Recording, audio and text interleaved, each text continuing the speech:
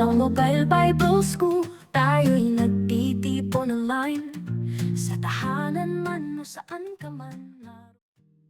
Ang Hebrew or Biblical Hebrew ay 3,000 years ago. Matagal na po itong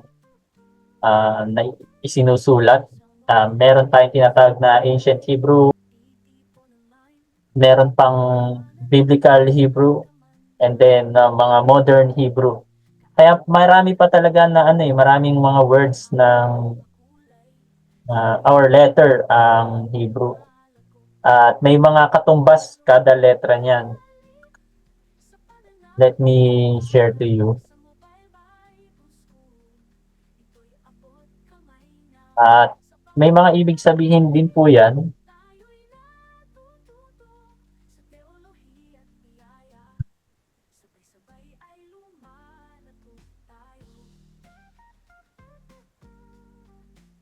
Ito yung sa modern. Sabi namin dyan para may sabi na rin kayo agad.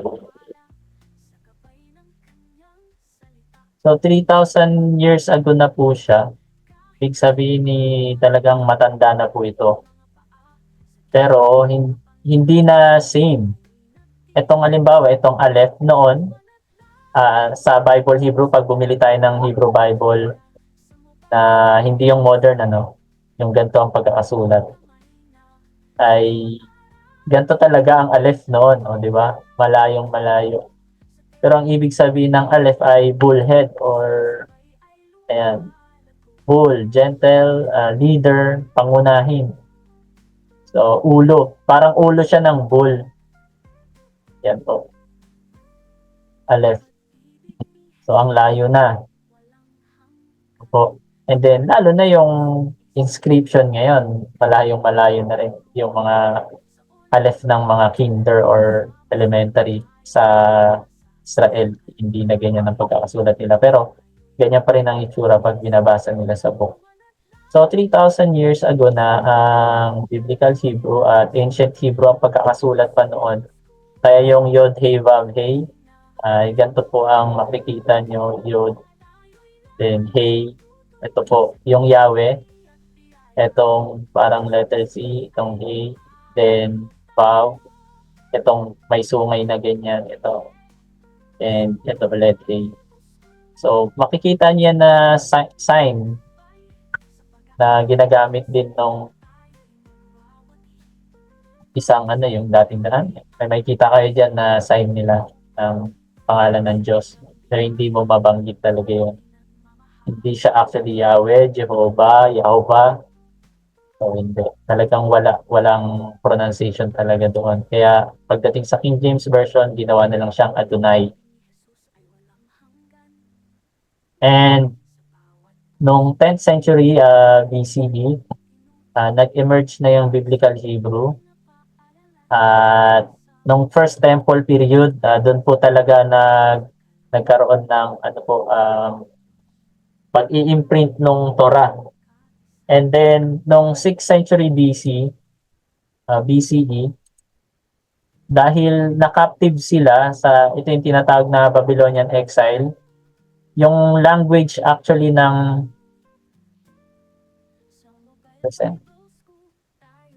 yung language ng mga Hebrew ay almost talagang halos nawala. Buti na lang meron ding mga naiwan sa Jerusalem pero konti lang sila. Most of yung mga aral noon ay mas na-impluwensyahan sila ng Aramaic. So, malaki ang epekto sa language ng Babylonian exile. At hindi natin pwedeng sabihin na hindi totoo ang history ng Israel kasi talagang ang proof nun, yung Ezra at saka Nehemiah, talagang kinukwento niya si Ahasuerus or Artaxerxes, yung Persian na tumalo sa Babylonia, yung Daniel din, di ba, nandun din yung pangalan ni Nebuchadnezzar, which is nandun din sa mga clay of tablets na hindi siya biblical, cross-references siya. At marami pang iba. Therefore, ang Bible talaga ay preserved word of God, mga kapatid. Talagang maraming nagpapatunay doon. So isa na dyan ang pagkakasulat din na or influence ng Aramaic sa Biblia na totoo talaga ang history ng Israel dahil ngayon parang maraming galit sa Israel dahil nga sa nangyayari sa Gaza sa mga Palestinian. And noong 2nd century before Christ era or BCE, nagkaroon na ng decline sa Hebrew and yung Aramaic, it rises in prominence. Yun na, paunti-unti talagang nagdi-decline. That's why yung mga ancient Hebrew, hindi na siya talaga nag-survive. And then, yung Biblical Hebrew na pag bumili tayo sa National Bookstore, na Biblical Hebrew na hindi yung modern ng script, kundi yung ano pa rin siya, yung calligraphy script. Pag bumili tayo nun, doon pa lang talaga nagkaroon ng tinatawag na revival ng Biblical Hebrew in script. So, ang Hebrew alphabet ay may 22 letters at ang pagkabasa po dyan ay right to left. So, parang Arabic, right to left. At meron tayong tinatawag na vowels at consonants. So, ito po yung ating mga Hebrew letters. 1, 2, 3, 4, 5, 6, 7, 8, 9, 10, 11, 12, 13, 14, 15, 16, 17, 18, 19, 20, 21, and 22. So, to read it faster, ito nandito po, Aleph, Bet, Gimel, Dalet, He, Vav, Zai, Tep, Tet, Yod, Kaf, Lamed, Mim, Nun, Samek, Ayin, Pei, Chade, Ho, Resh, Shin, and Tav. So, mabilisan lang muna ngayon. Mamaya, isa-isahin po natin. At ito naman po yung tinatawag na, actually wala naman talagang, ano po, tawag dito yung consonant din or vowel ang Hebrew. So, meron tayong mga tinatawag na nikud, itong mga inilalagay na mga dash and dots. Ito lang mag-i-indicate na tinatawag na vowels. Itong pamats, patak, tatak-patak, sigol, syuka, sigol, shirik, shirik malay, and kolam kaser, kolam malay, turok kubuts, and siri. So, pag-aaralan natin yan next time. Di po ngayon. At ito nga, tulad ng sinabi ko kanina, ang pagkakabasa ay from right to left. At ito po ang ibig sabihin po nito ay Elohim. Pero hindi natin makikita na letter E ito. Ang katumbas nito ay yung Aleph ay alpha sa Greek or in letter A. So A and yung L and yung H. So ito Lamed and ito ay He. So Alaha. Tapos itong quit lang na ganyan. Ang katumbas nito ay yung Yod, letter Y, and then yung name. Ang katumbas niya yung A, M. So kung baguhan, makikita natin to and magre-rely lang tayo sa alphabet talaga plainly. Parang Alhim, Alheim, parang gano'n Alheim. Parang Alzheimer's disease, ano? So, Alheim ang pagkakabasa. That's why, merong mga tinatawag na nikud o yung mga tuldo-tuldok. Sila ang magpapakita na or mag-indicate or indicators na kung paano natin siya babasahin.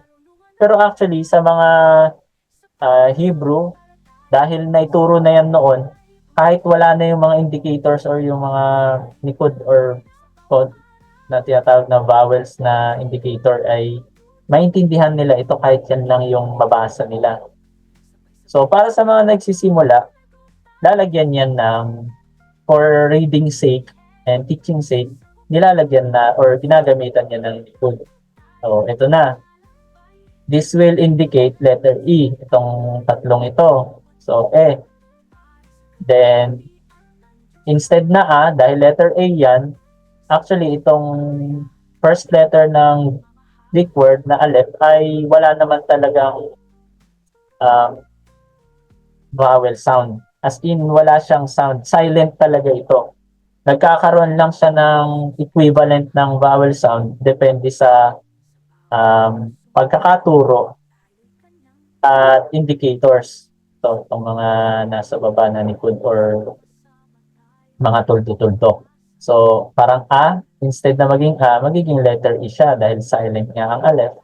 Then, itong lamed or L ay nilagyan lang ng tuldok dito para masabing elo.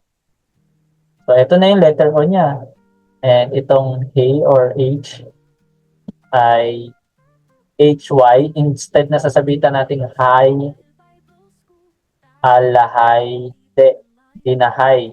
Merong isang tuldok dito, ito yung letter I niya. So, im, magiging him, hello, him. So, ito yung M. So, yun ang, ang mga indicators niya, siyang mag-dictate kung ano talagang pagkakabasa sa kanya. And then, habang tumatanda na, kahit di ka na magtuldo-tuldok, kapag isinulat mo tong Aleph, Lamed, He, Yod, Mim, ay matik, Elohim na siya.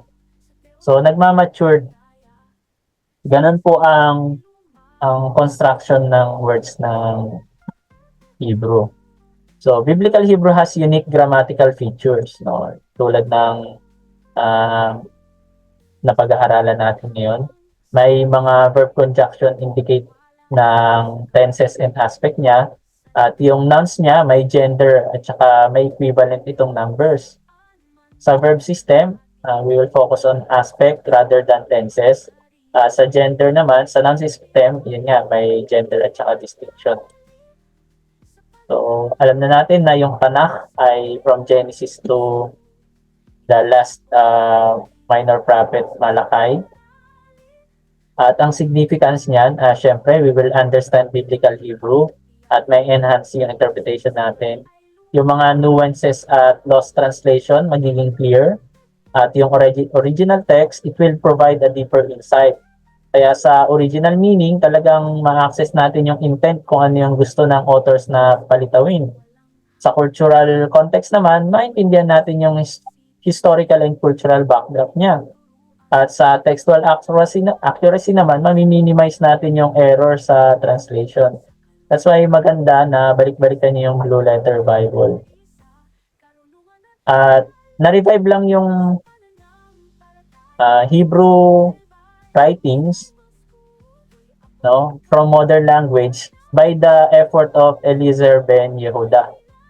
So, siya yung nag-lead talaga ng revival ng Hebrew nung 19th to 20th century. So, yung effort niya nagsimula nung 1880s when he moved to Ottoman Palestine and started promoting Hebrew as everyday language of Hebrew, Jewish settler. Kasi parang mula sa iba't ibang bansa, yung mga bata, ano po sila, na-influensyahan din sila ng mga ibang bansa, lalo-lalo na sa English. No? Yung mga, nagkaroon nga ng diaspora na tinatawag, di ba po, from 70 AD. Then nagkaroon sila ng dispersion or diaspora. And then nagkaroon lang ulit ng Israel nation no? Mga 19 plus or 1940 something. Hindi ko kabisado ano po. At eto nga 1940, di ata 1940. So na lang review or search. And iyon nga po, his work included developing new Hebrew words and publishing Hebrew dictionaries, encouraging its use in home and schools. And his revival of Hebrews was central to Zionist movement and helped establish as the official language of modern Israel in 1949. So, naging official ng language siya. 1948. So, ito na po yun. Yung from ancient roots, nagkaroon ng decline, then revival, at ngayon, meron ng modern use. At ngayon, we will continue the legacy of Ben Yehuda or Eliezer Ben Yehuda. We will we will study today, and kayo rin po magtuturo nito. It's essential for theological studies and it will unlock a rich literary heritage. And sa mga clergy and scholars, at maunawaan natin ng mas malalim or deepened understanding of the scripture sa textual analysis. At magkakaroon tayo ng konting connection sa Jewish history in cultural heritage. O yan yung takeaway natin. Deeper meaning, cultural connection, and enhanced interpretation. So, praise God. Yun po yung overview ng ating biblical Hebrew sa historical at saka yung significance. Bakit importante na mag-aral ng biblical Hebrew?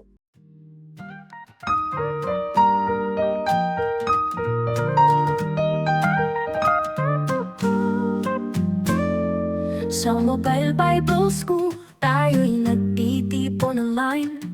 Sa tahanan man o saan ka man, naroroong tunay kaalamang makalangit.